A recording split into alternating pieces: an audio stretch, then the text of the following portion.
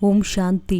ಮುರುಳಿಯ date ಆಗಿದೆ 15/11/2024. ಪ್ರಾರ್ಥ ಮುರುಳಿ.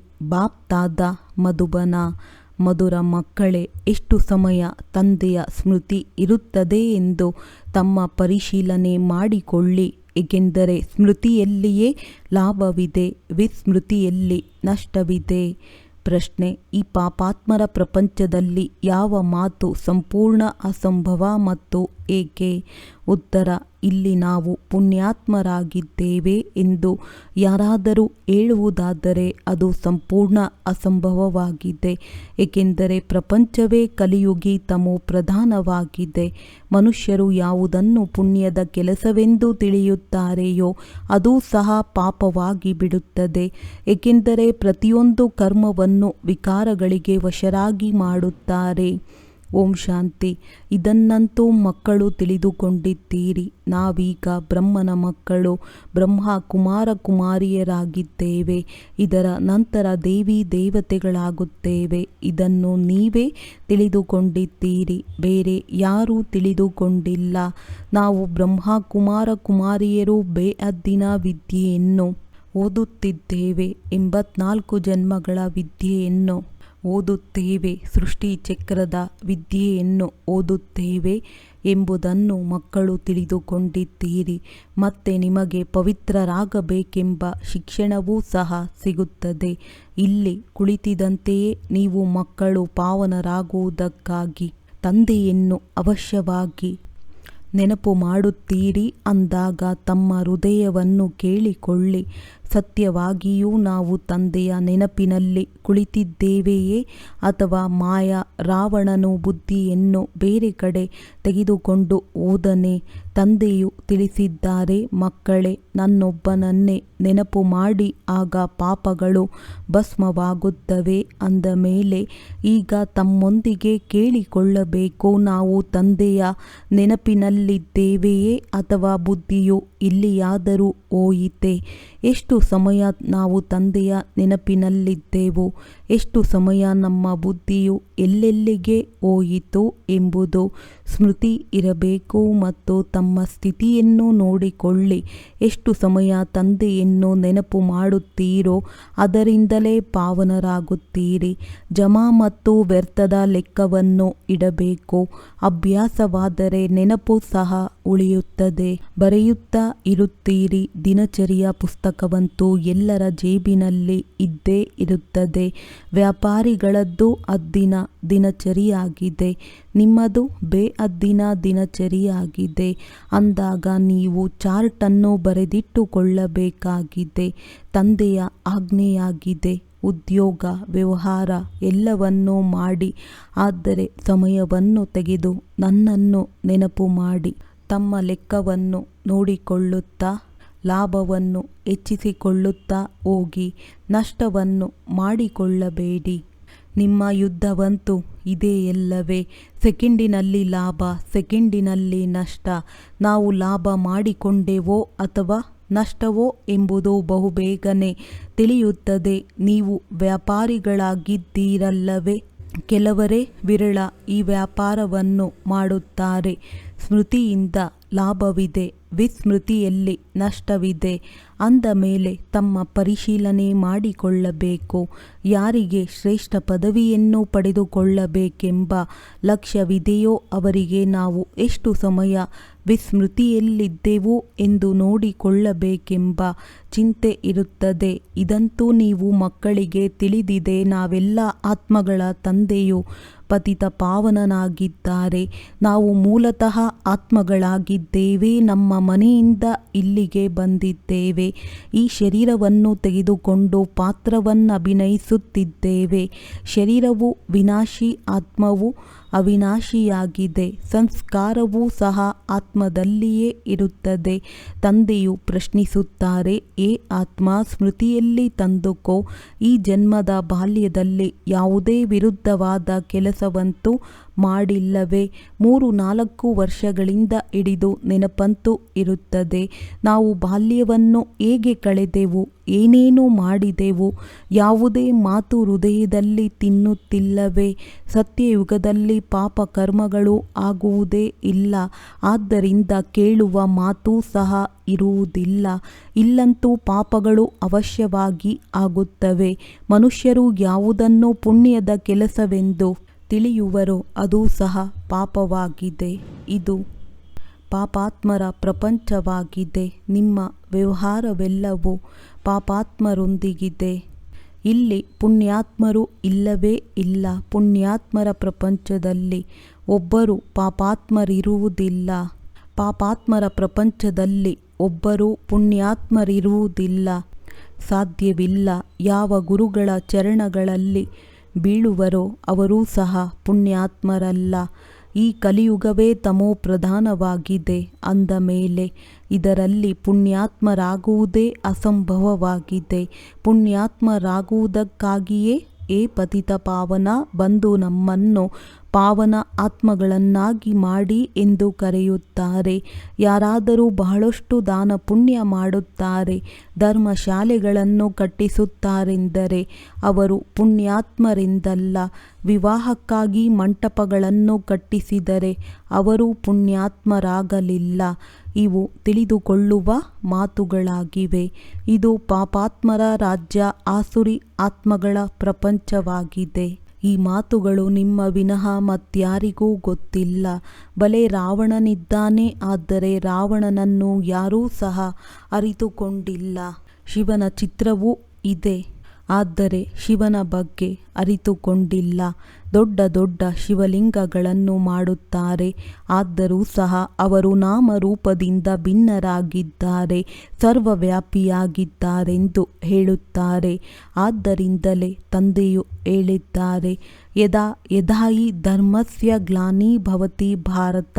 ಭಾರತದಲ್ಲಿಯೇ ಶಿವ ತಂದೆಯ ನಿಂದನೆಯಾಗುತ್ತದೆ.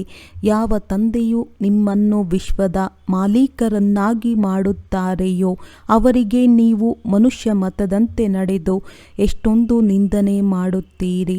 ಮನುಷ್ಯ ಮತ ಮತ್ತು ಈಶ್ವರಿಯ ಮತದ ಪುಸ್ತಕವೂ ಇದೆಯಲ್ಲವೇ? ಇದು ನಿಮಗೆ ತಿಳಿದಿದೆ ಮತ್ತು ನಾವು ಶ್ರೀಮತದನುಸಾರ ದೇವತೆಗಳಾಗುತ್ತೇವೆ ಎಂದು ನೀವೇ ತಿಳಿಸುತ್ತೀರಿ. ರಾವಣನ ಮತದಂತೆ ಆಸುರಿ ಮನುಷ್ಯರಾಗಿ ಬಿಡುತ್ತಾರೆ. ಮನುಷ್ಯ ಮತಕ್ಕೆ ಆಸುರಿ ಮತವೆಂದು ಕರೆಯುತ್ತಾರೆ, ಏಕೆಂದರೆ ಆಸುರಿ ಕರ್ತವ್ಯವನ್ನು ಮಾಡುತ್ತಿರುತ್ತಾರೆ. ಮೂಲ ಮಾತೇನೆಂದರೆ ಈಶ್ವರನಿಗೆ ಸರ್ವವ್ಯಾಪಿ ಎಂದು ಹೇಳಿಬಿಡುತ್ತಾರೆ. ಮೀನು ಮೊಸಳೆ ಅವತಾರ ಎಂದು ಹೇಳುತ್ತಾರೆ. ಅಂದ ಮೇಲೆ ನೋಡಿ ಎಷ್ಟೊಂದು ಆಸುರಿ ಮತದವರಾಗಿ ಬಿಟ್ಟಿದ್ದಾರೆ. ನೀವು ಆತ್ಮಗಳು ಮೀನು ಮೊಸಳೆಯ ಅವತಾರವನ್ನು ತೆಗೆದುಕೊಳ್ಳುವುದಿಲ್ಲ, ಮನುಷ್ಯನ ತನುವಿನಲ್ಲಿಯೇ ಬರುತ್ತೀರಿ. ಈಗ ನೀವು ತಿಳಿದುಕೊಳ್ಳುತ್ತೀರಿ, ನಾವು ಯಾವುದೇ ಮೀನು ಮೊಸಳೆಯಾಗುವುದಿಲ್ಲ, 84 ಲಕ್ಷ ಯೋನಿಗಳಲ್ಲಿ ಬರುವುದಿಲ್ಲ. ಈಗ ನಿಮಗೆ ತಂದೆಯ ಶ್ರೀಮತವು ಸಿಗುತ್ತದೆ.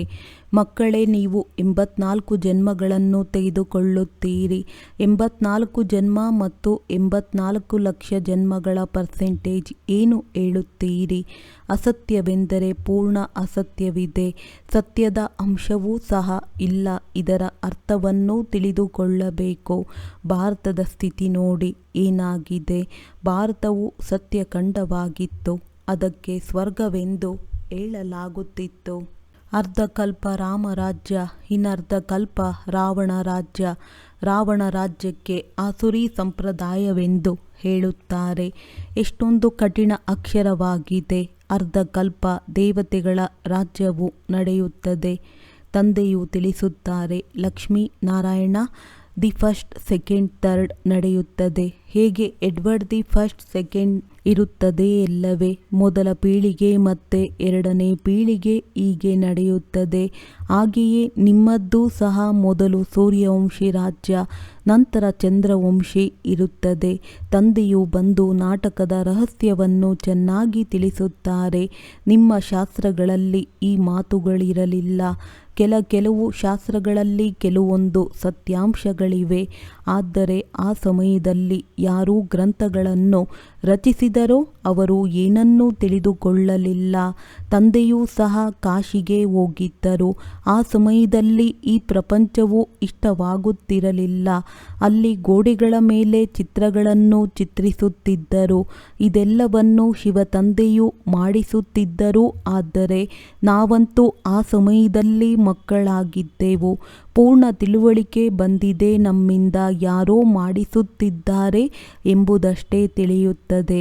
ವಿನಾಶವನ್ನು ನೋಡಿದ್ದರಿಂದ ಆಂತರಿಕವಾಗಿ ಖುಷಿಯೂ ಇತ್ತು. ರಾತ್ರಿಯಲ್ಲಿ ಮಲಗಿದಾಗಲೂ ಸಹ ಹೇಗೆ ಮೇಲೆ ಹಾರುತ್ತಿದ್ದೆವು, ಆದರೆ ಏನೂ ಅರ್ಥವಾಗುತ್ತಿರಲಿಲ್ಲ. ಸುಮ್ಮನೆ ಹೀಗೇಕೆ ಗೆರೆಗಳನ್ನು ಎಳೆಯುತ್ತಾ ಇದ್ದೆನೋ, ಯಾವುದೋ ಶಕ್ತಿಯ ಪ್ರವೇಶತೆಯಾಗಿದೆ ಎಂದು ಹೇಳಿ ನಾನು ಆಶ್ಚರ್ಯಪಡುತ್ತಿದ್ದೆನೋ.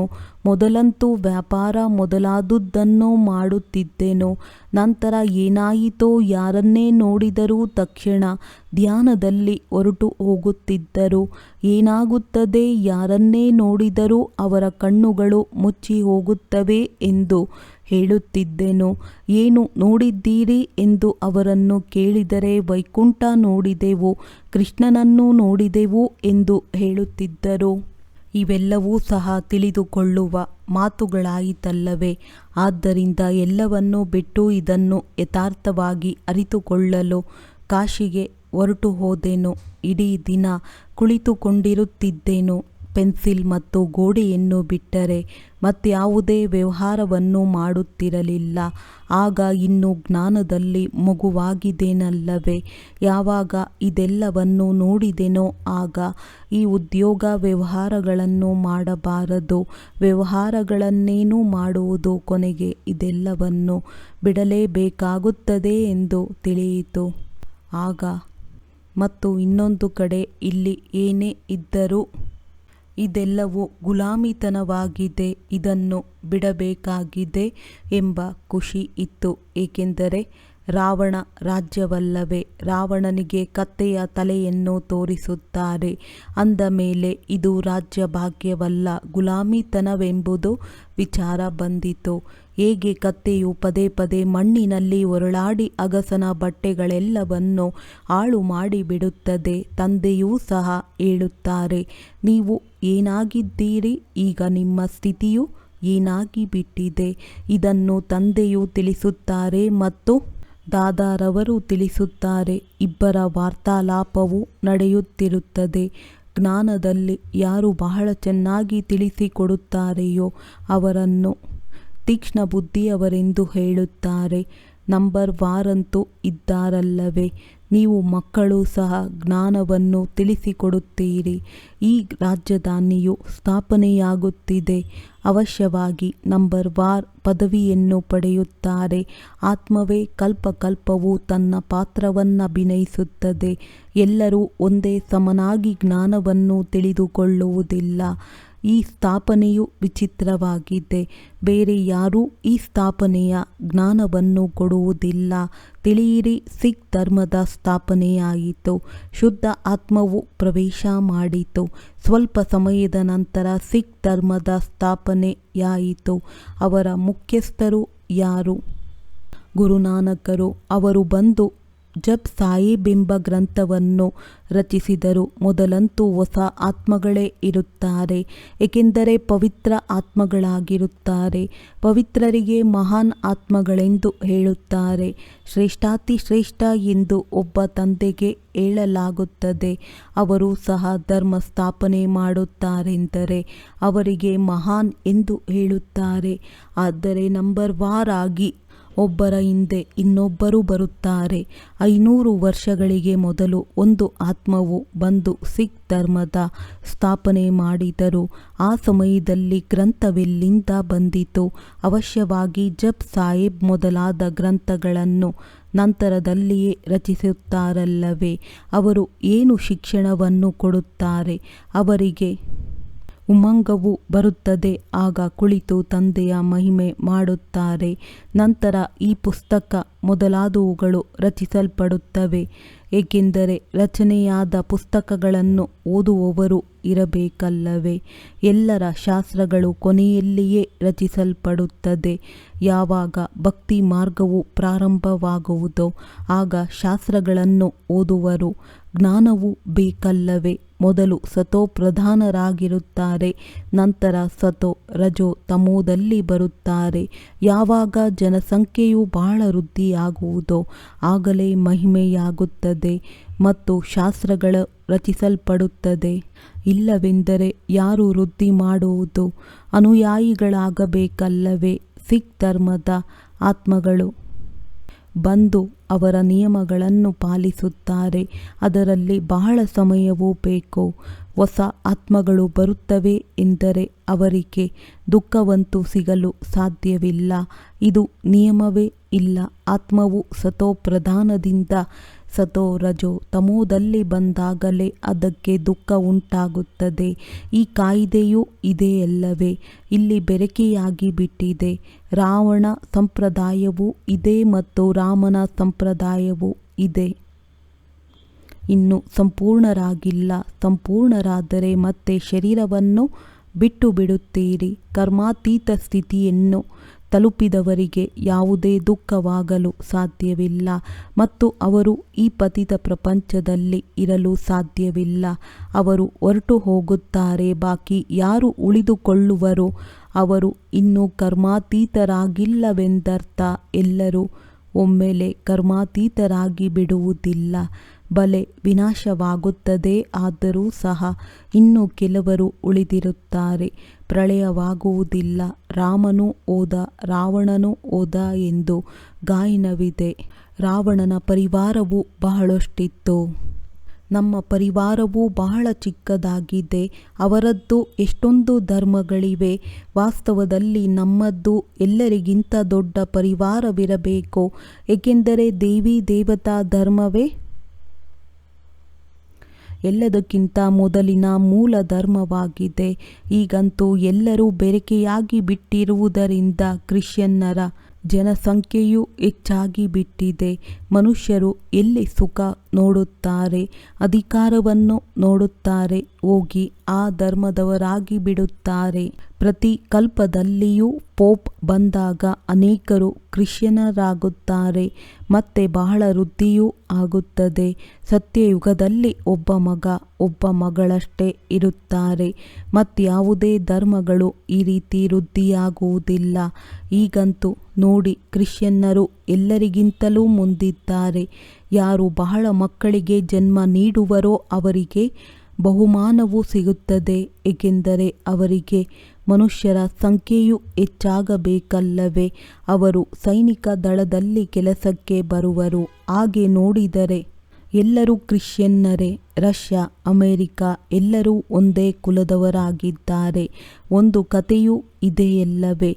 2 ಬೆಕ್ಕುಗಳು ಕಚ್ಚಾಡಿದವು. ನಡುವೆ ಬೆಣ್ಣೆಯನ್ನು ಕೋತಿಯು ತಿಂದು ಹೋಯಿತು. ಇದು ಸಹ ನಾಟಕದಲ್ಲಿ ಮಾಡಲ್ಪಟ್ಟಿದೆ. ಮೊದಲಂತೂ ಇಂದು ಮುಸಲ್ಮಾನರು ಒಟ್ಟಿಗೆ ಇರುತ್ತಿದ್ದರು. ಯಾವಾಗ ಬೇರೆಯಾದರೂ ಆಗ ಪಾಕಿಸ್ತಾನದ ಹೊಸ ರಾಜ್ಯ ಆಡಳಿತವು ಎದ್ದು ನಿಂತಿತು. ಇದು ಸಹ ನಾಟಕದಲ್ಲಿ ಮಾಡಲ್ಪಟ್ಟಿದೆ. ಯಾವಾಗ ಇಬ್ಬರು ಒಡೆದಾಡುವರೋ ಆಗಲೇ ನಡುವೆ ಅವರ ಅಣ್ವಸ್ತ್ರಗಳು ಕೆಲಸಕ್ಕೆ ಬರುತ್ತವೆ. ಅವರ ವ್ಯಾಪಾರವೇ ಇದಾಗಿದೆ. ಆದರೆ ನಾಟಕದಲ್ಲಿ ವಿಜಯವು ನಿಮ್ಮದಾಗಿದೆ. ಇದು 100% ನಿಶ್ಚಿತವಾಗಿದೆ. ಯಾರೂ ನಿಮ್ಮನ್ನು ಜಯಿಸಲು ಸಾಧ್ಯವಿಲ್ಲ. ಉಳಿದವರೆಲ್ಲರೂ ಸಮಾಪ್ತಿಯಾಗುತ್ತಾರೆ. ಹೊಸ ಪ್ರಪಂಚದಲ್ಲಿ ನಮ್ಮ ರಾಜ್ಯವಿರುವುದೆಂದು ನಿಮಗೆ ತಿಳಿದಿದೆ. ಅದಕ್ಕಾಗಿಯೇ ನೀವು ಓದುತ್ತೀರಿ, ಯೋಗ್ಯರಾಗುತ್ತೀರಿ. ನೀವು ಯೋಗ್ಯರಾಗಿದ್ದೀರಿ, ಈಗ ಅಯೋಗ್ಯರಾಗಿ ಬಿಟ್ಟಿದ್ದೀರಿ. ಈಗ ಮತ್ತೆ ಯೋಗ್ಯರಾಗಬೇಕಾಗಿದೆ. ಪತಿತ ಪಾವನ ಬನ್ನಿ ಎಂದು ಕರೆಯುತ್ತಾರೆ. ಆದರೆ ಅರ್ಥವನ್ನು ತಿಳಿದುಕೊಂಡಿಲ್ಲ. ಇದೆಲ್ಲವೂ ಕಾಡಾಗಿದೆ. ಈಗ ತಂದೆಯು ಬಂದು ಮುಳ್ಳಿನ ಕಾಡನ್ನು ಹೂದೋಟವನ್ನಾಗಿ ಮಾಡುತ್ತಾರೆ. ಅದು ದೈವಿ ಪ್ರಪಂಚವಾಗಿದೆ. ಇದು ದೆವ್ವದ ಪ್ರಪಂಚವಾಗಿದೆ.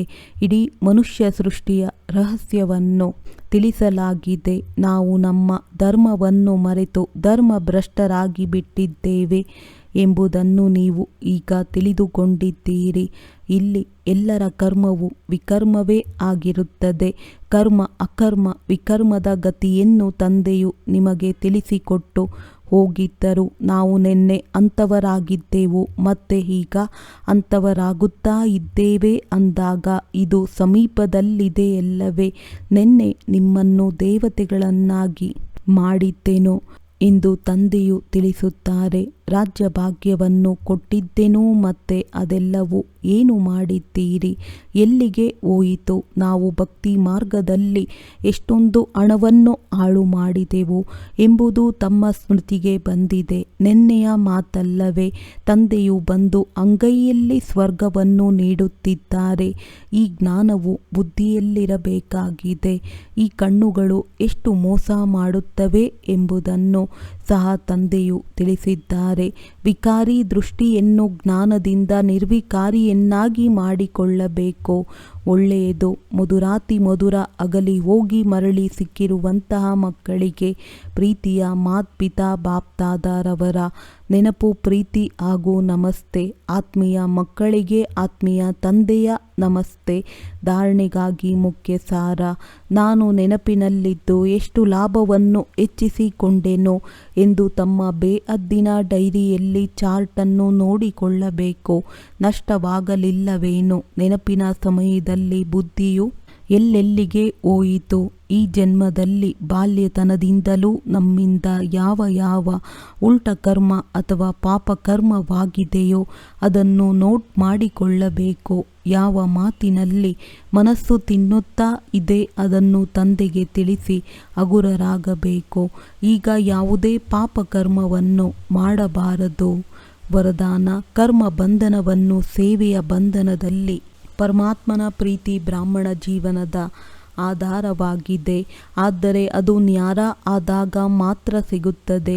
ಒಂದು ವೇಳೆ ಪ್ರವೃತ್ತಿಯಲ್ಲಿ ಇರುತ್ತೀರಿ ಅಂದಾಗ ಸೇವೆಗಾಗಿ ಇರುತ್ತೀರಿ ಎಂದು ಲೆಕ್ಕಾಚಾರ ಕರ್ಮ ಬಂಧನ ಎಂದು ತಿಳಿಯಬಾರದು.